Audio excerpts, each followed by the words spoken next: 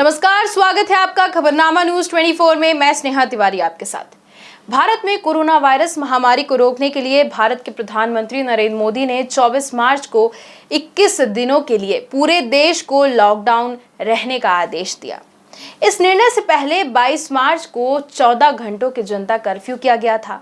14 अप्रैल सुबह 10 बजे प्रधानमंत्री नरेंद्र मोदी ने देश को संबोधित करते हुए लॉकडाउन की अवधि को आगे बढ़ाकर 3 मई करने का फैसला लिया और कहा कि अगले एक हफ्ते नियम और सख्त होंगे। साथ ही मोदी जी ने कहा था कि जहां नए मामले नहीं आएंगे वहां कुछ छूट दी जाएगी। 17 मई को गृह मंत्रालय ने लॉकडाउन को 31 मई तक बढ़ाने की घोषणा की। 30 मई को देश भर में लॉकडाउन के 5वें चरण की घोषणा की गई। गजब की परिस्थिति थी जो अब तक नहीं सुधर पाई है। सबने किसी न किसी को खोया है, या ऐसे कह सकते हैं कि कुछ न कुछ खोया है। किसी का रोजगार बंद हुआ तो किसी की नौकरी गई।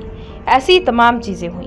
बॉलीवुड स्टार्स, पॉलिटिशियंस या फिर आम जनता ही क्यों ना हो, सब इसकी चपेट में आ गए। चाहे अमिताभ बच्चन हो या फिर ऋषि कपूर, सब इसकी चपेट में आए और कुछ तो दुनिया को अलविदा कह गए। इसी बीच बॉलीवुड के अभिनेता सोनू सूद सुर्खियों में आ गए। यूं ही नहीं सुर्खियों में आए सोनू सूद, ऐसा काम भी उन्होंने किया।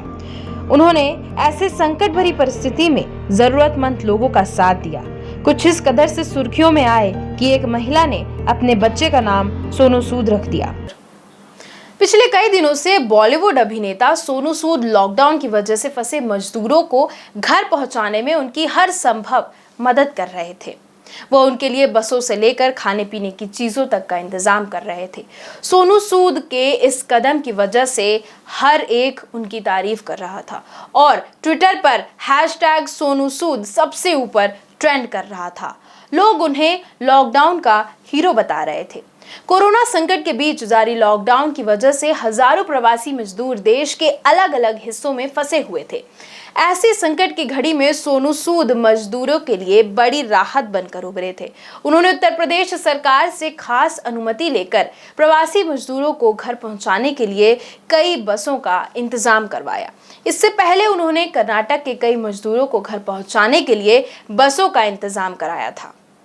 उन्होंने पंजाब के डॉक्टरों और स्वास्थ्य कर्मियों के लिए 1500 पीपीई किट भी दान दिया था। इतना ही नहीं, उन्होंने मुंबई का अपना होटल स्वास्थ्य कर्मियों को रहने के लिए भी दिया है। सोनू सूद रमजान के महीने में भिवंडी इलाके में हजारों गरीबों और प्रवासी मजदूरों को खाना भी खिलाए थे।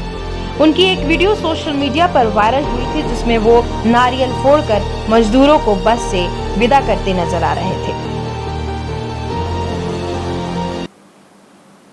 अंग्रेजी में एक कहावत है, God help those who help others. कुछ ऐसा ही सोनू सूद के साथ भी हुआ। जहां लगभग पूरी बॉलीवुड इंडस्ट्री के लोग कोरोना की चपेट में आ गए, तो वहीं सोनू सूद हमेशा लोगों की हेल्प करते हुए भी कोरोना से बचे रहे।